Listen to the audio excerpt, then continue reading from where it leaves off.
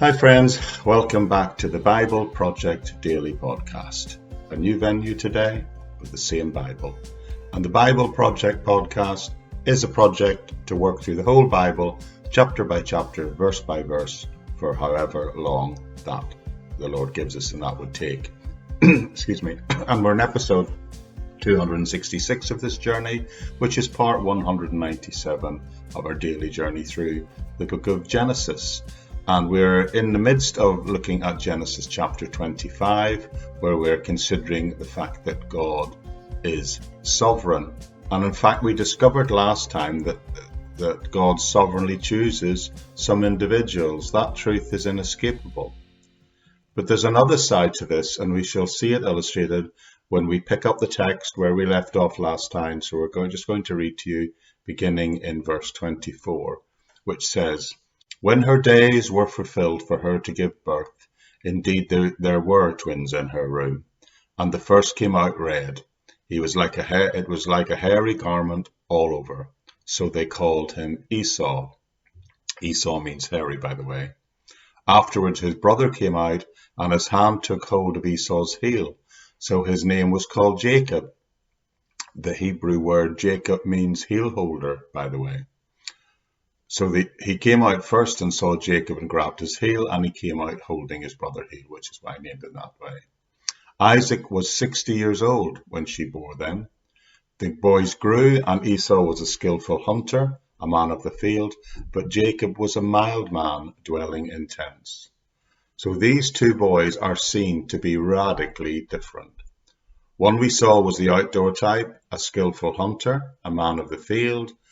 Jacob was, we would today probably describe as a bit of a home bird, but the other brother was a man of the field. Jacob stayed at home in the tent, but we need to talk about this for a second. Jacob, it says, was a mild man dwelling in tents. Now, the Hebrew word translated mild can also mean wholesome. It's used sometimes of meaning morally innocent. Some might say the word would mean civilized, level-headed, dependable, an even-tempered, resolute man, someone with things under his control. So all of these aspects to their word are suggesting that this description of him is not a criticism, it is in fact an endorsement. The illustration being made here, the big picture that's being drawn attention to here, is that these two are utterly opposite. Now, some Bible experts I've read, by putting the words in the order they are placed, they say there's a strong suggestion that Esau, on the other hand, is undisciplined. We shall see if that's the case in a few minutes. Esau becomes a nomadic hunter, but Jacob pretty much remains at home. So we have two boys, two brothers who are radically different.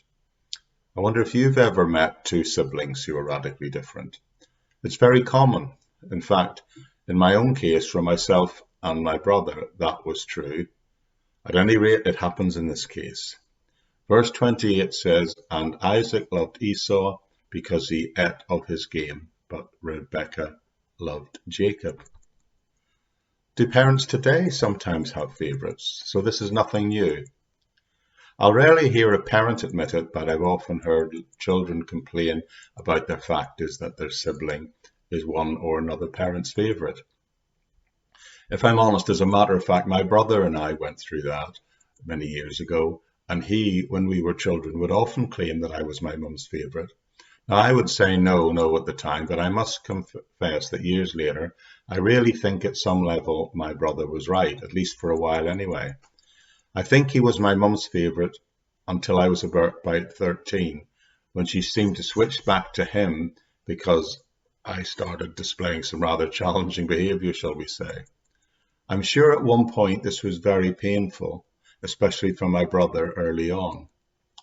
But at any rate, it appears that Isaac and Rebekah also had favourites. The father, he liked the outdoorsy son, and the mother, she seemed to prefer the homeboy.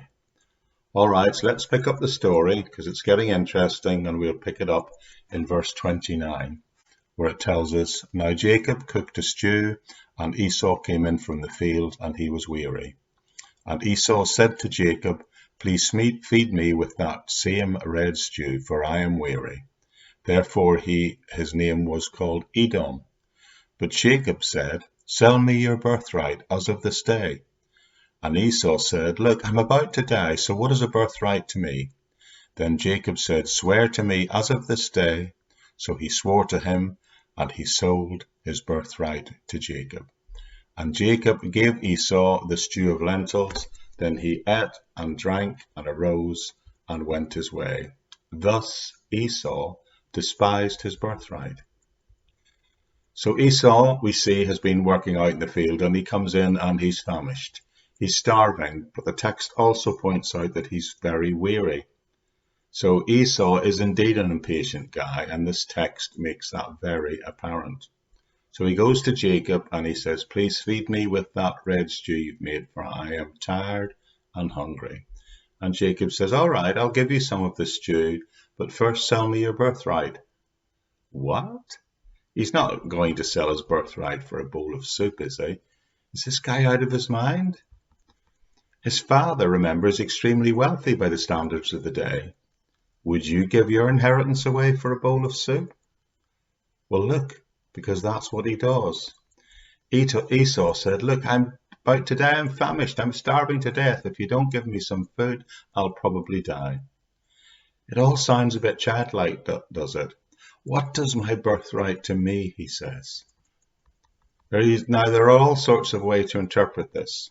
Maybe he's saying, what good is a birthright to me if I die of starvation? But pretty much he's saying, I don't care much about my birthright at the moment. I just want to be satisfied now. And isn't that a case of saying, I want to live for the moment? I don't care about the future. I'm going to sacrifice the future on the altar of the immediate. Which, by the way, is what every drug addict, what every alcoholic, what every sex addict, what every gaming addict, what every porn addict, it's what they all do. They do it for the satisfaction of today, and they don't care about the long-term consequences. So shrewd Jacob, he jumps on his impulse and says, "Yep, okay, but swear to me and sell me your birthright for this food." And look at the last verse of this chapter. It says, Esau despised his birthright. That sounds important, doesn't it? Well, we'll camp on that verse and consider what it means and try and unpack it a little bit in the next episode. Thanks for joining me. A quick reminder, if you've just joined us, why not consider going right back to the beginning and join us on this entire journey.